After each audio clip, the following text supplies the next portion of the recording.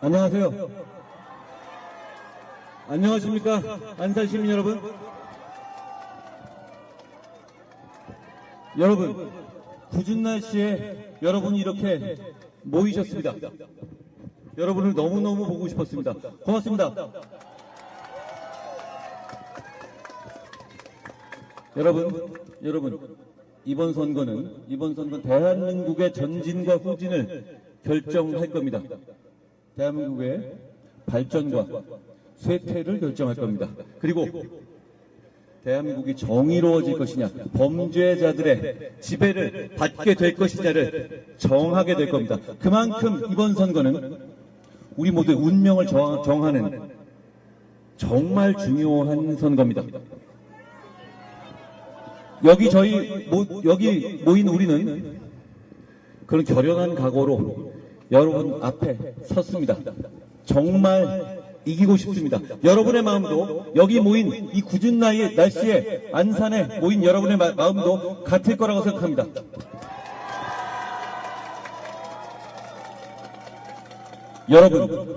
여러분은 법을 지키시는 사람이죠. 법을 지키면서 삽니까? 여러분은 법을 지키면서 사는 선량한 시민입니다. 법을 지키면서 사는 선량한 시민들이 범죄자들 앞에서 기죽지 마시라는 말씀드립니다. 왜냐하면 그 범죄자들에 맞서서 우리가 싸울 것이고 이길 것이기 때문입니다. 여러분, 정치라는 게 뭡니까? 정치는 공공선을 추구하는 것이고 결국 사회 발전을 추구하는 겁니다. 그런데 더불어민주당의 이재명 대표나 조국 대표 같은 분은 정치를 그런 식으로 보고 있지 않습니다. 오로지 자기가 저지른 범죄를 방어하기 위한 수단, 자기의 사적 이익이나 사적 방어를 위한 수단으로만 보고 있는 것이죠. 그건 정치가 아닙니다. 여러분, 저희는 결연한 마음으로 섰습니다. 저 범죄를 가리려는 사람들 앞에서 우리가 선량하고 법을 지키는 사람들이 떳떳하게 기표고 살 수 있도록 하기 위해서 저희가 끝까지 싸우겠다는 말씀드립니다. 여러분, 이 안산에서 더불어민주당의 이재명 대표는 자기 측근인 양문석이라는 사람을 공천했습니다. 그런데 그분의 이상한 막말, 그 얘기는 민주당의 수준이니까 일단 제가 접어두겠습니다. 그런데 여러분, 몇 년 전 혹시 기억나십니까? 정부에서 부동산 관련해서, 주택 관련해서 모든 대출을 막아버렸던 것 기억하시나요? 그때 여러분 모두 대출 못 받으셨죠? 그랬었죠? 그래서 정말 걱정하는 분들도 많았을 겁니다. 바로 그때입니다. 바로 그때 그 양문석 후보는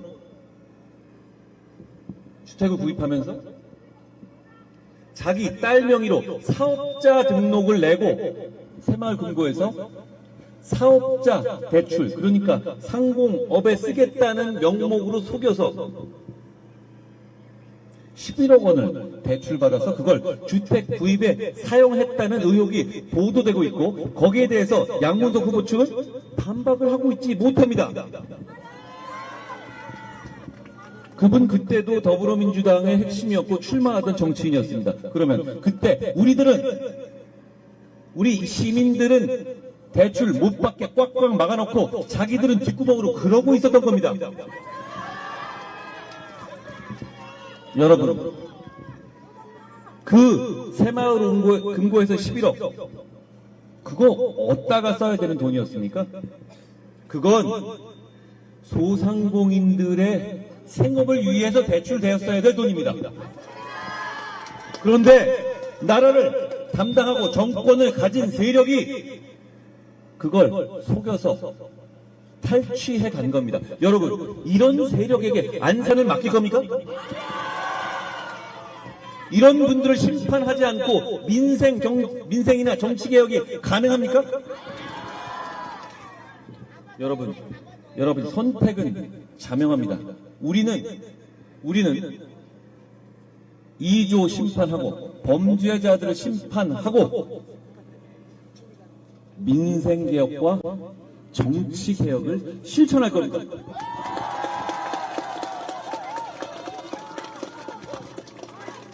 제가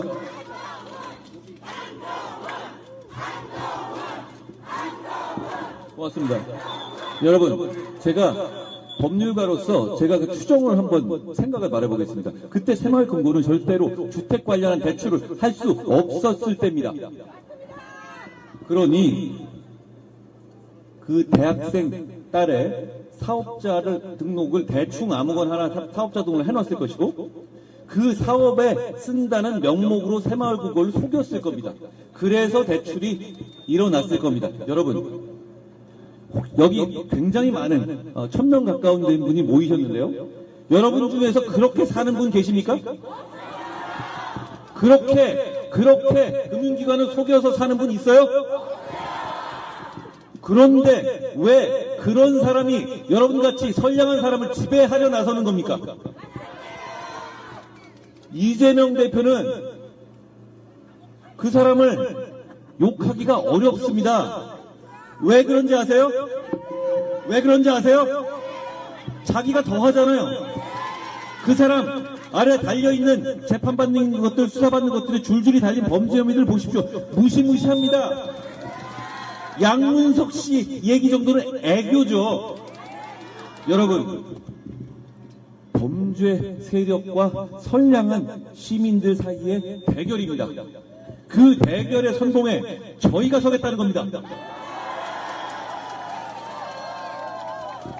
여러분, 더불어민주당의 이재명 대표와 함께 똑같은 축에서 같이 손잡고 지금 여러분 위에 군림하겠다고 나선 사람이 있습니다. 조국 대표죠.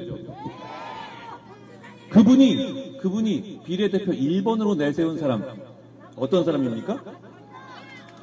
그분의 남편은 조국, 추미애, 박범계 당시 대한민국의 법무, 검찰의 핵심 실세, 문정권에 있어서의 검찰의 핵심 실세였던 사람입니다. 그런 사람이 검사장까지 하고 나오자마자 악질 다단계 사기범의 변호를 맡아서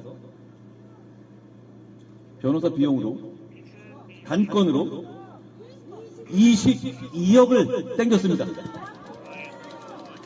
여러분, 저는 민주당에서 저를 조선제일검이라고 부르면서 검사 생활을 진하게 했던 사람입니다. 저는 검사 생활하면서 별별 사건 다 해보고 별별 나쁜 놈 다 만나봤지만 변호사 비용으로 단건에 22억 땡기는 건 전 보지도 듣지도 못했습니다. 여러분, 왜 20억이 아니라 22억인지는 아세요?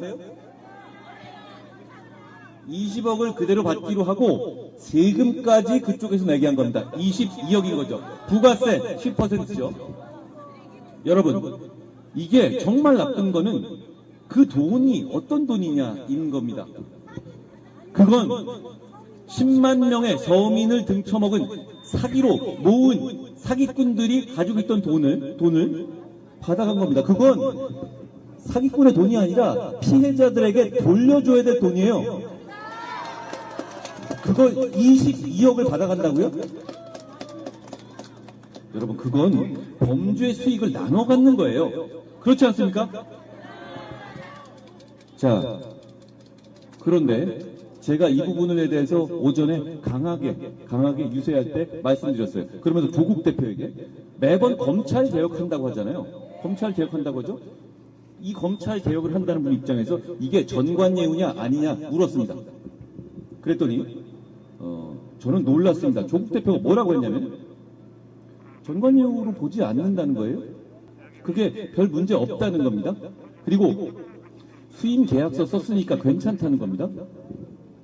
여러분, 제가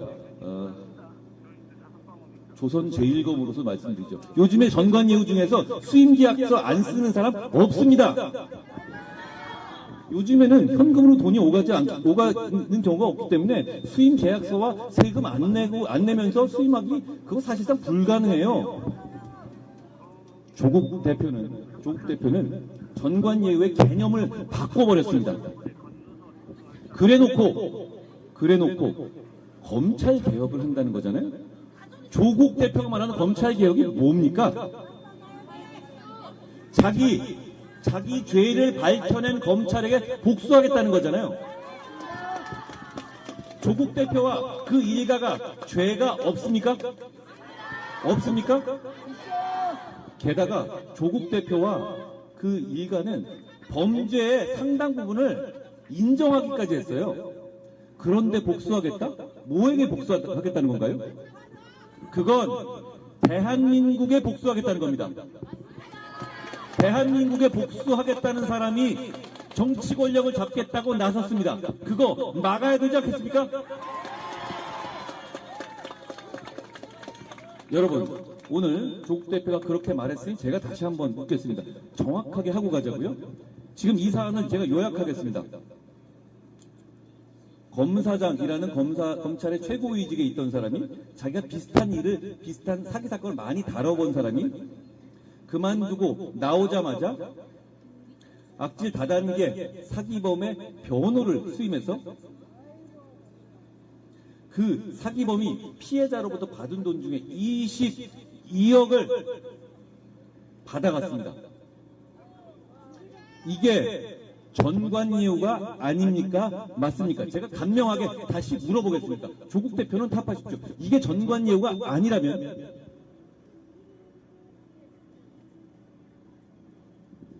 모든 사람이 이렇게 할 겁니다. 그런데 지금 이렇게 하는 사람 없습니다. 22억을 한 번에 땡기는 걸 제가 본 적이 없어요.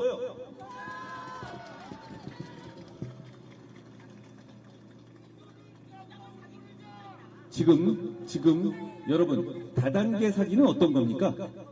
다단계 사기라는 것은 힘없는 서민들을 꼬셔서 단계에서 무슨 이익을 줄 것처럼 가져서 너무나 많은 피해자를 양산한 거예요. 그 사건의 피해자 10만 명이라고 합니다. 그 사건 피해자한테 돌려줘야 될 돈을 그렇게 변호사 빈으로 가져간 거예요. 여러분, 22억을 단번에 할 수 있는 노동이 뭐가 있습니까? 무슨 헐리우드 배우예요? 결국 검사장이라는 직전 지위 때문에 가능한 겁니다. 그렇지 않습니까? 우리가 그걸 하지 말자고 지금까지 쌓아온 여러 가지 제도와 국민들의 공감대가 있지 않습니까? 그걸 지금 조국 대표는 완전히 부정하고 있습니다. 그래놓고 자기의 공약이 검찰 개혁이라는 겁니다. 말이 되는 소리입니까? 저는 여러분들께 하나 권해드립니다. 분명히 저는 보지 않았습니다만 이 조국 대표 전에 전관예우에 관해서 조만 대장경식으로 트위터나 페이스북에서 엄청나게 많이 마련했을 겁니다. 그 말과 지금 오늘 조국 대표가 하는 말이 맞는지 비교해봐 주십시오.